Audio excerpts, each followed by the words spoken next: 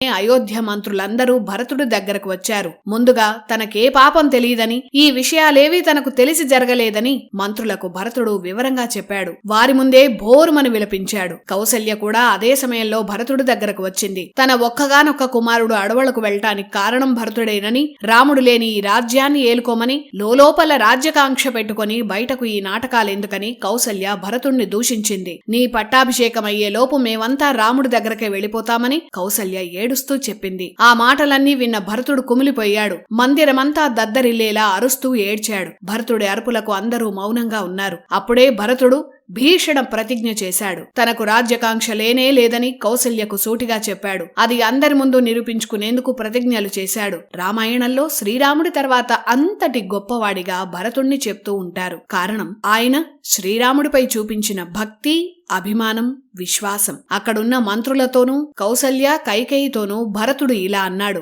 ఈ ఘోరం జరగడానికి పరోక్షంగా తాను కారణమని, తన వంటి పాపాత్ముడు ఇంకొకడు లేడని, అందుకు శిక్ష పడాల్సిందేనని భరతుడన్నాడు. లోలోపల కూడా తనకు రాజ్యకాంక్ష ఉంటే, తాను అయోధ్య సింహాసనంపై కూర్చుంటే తనకన్నా పాపి ఈ ప్రపంచంలో లేడని, తన జీవితంలో ఎప్పటికీ అయోధ్య సింహాసనం దగ్గరకు కూడా వెళ్లనని ఇదే తన ప్రతిజ్ఞ అని భరతుడు అక్కడున్న వారందరికీ చెప్పాడు.